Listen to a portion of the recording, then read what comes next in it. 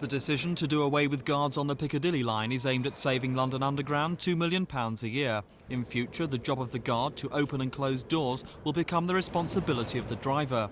Already, driver-only trains have been introduced on the Victoria, Circle, Metropolitan and District lines. But the Piccadilly will be the first with tunnels 80 feet below ground level to have one-person trains. And transport campaigners fear without guards, attacks on passengers will rise, journeys will take longer, and if there's an accident or a driver becomes ill, passengers will be left stranded in tunnels. Today, a group of 9 London boroughs launched a campaign to save the guards. We're worried about the possibility of emergencies inside the deep tubes, where if a driver collapses or if there's a fire, there's nobody to look after the passengers at all. I'm worried about passengers being caught by doors and dragged along platforms with no guard to spot that anything like this is happening. London Underground admit 300 guards' jobs will go, but say they're being redeployed. They reject claims that passengers will be put at risk. We don't take decisions relating to safety lightly. We've discussed our methodology with the Railway Inspectorate, and they have agreed with us that there doesn't appear to be any real reason why there should be any problems. Certainly journey times won't be affected, and I would guarantee to the public that if there are problems, they will not affect their prime safety in travelling on the railway. Special cameras enabling drivers to see platforms are aimed at stopping passengers getting trapped indoors. New radios and alarms on trains are aimed at improving safety. London Underground haven't made public the fact there'll be no guards on the Piccadilly Line from Monday. They say it's because passengers won't notice the difference. And today they confirm the rest of the Underground system will become driver-only within the next few years. This is Mike Pearce on London's Underground for Thames News.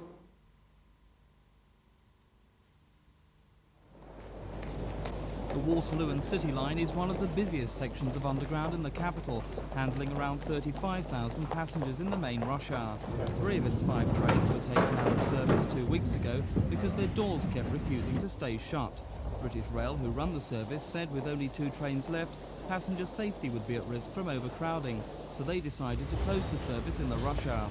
Now all the trains on the line between Waterloo and Bank have been rewired and declared safe. Meanwhile, Liverpool Street Station has reopened this morning after 4 days of modernisation works closed it for the first time in its history.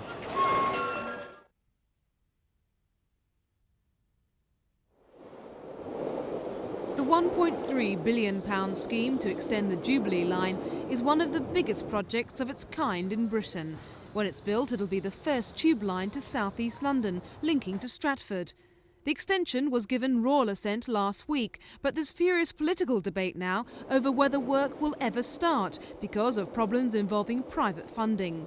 Today, Shadow Transport Secretary John Prescott has written to Malcolm Rifkind saying determining transport policies on the basis of investment cash was folly. The Liberal Democrats say the 3-year battle for another tube line for Londoners may be a vain battle.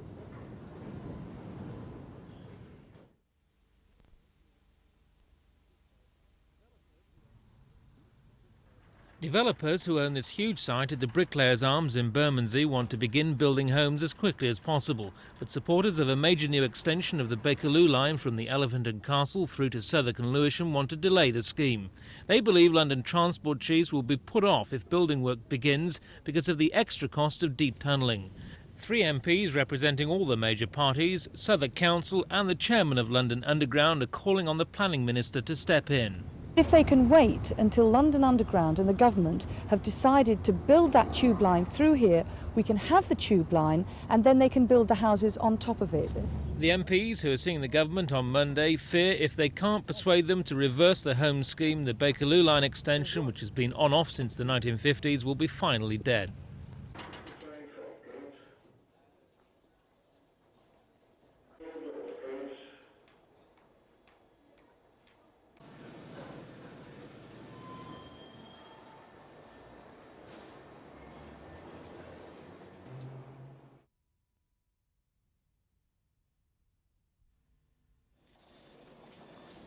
The cuts will mean thousands of passengers waiting longer for trains.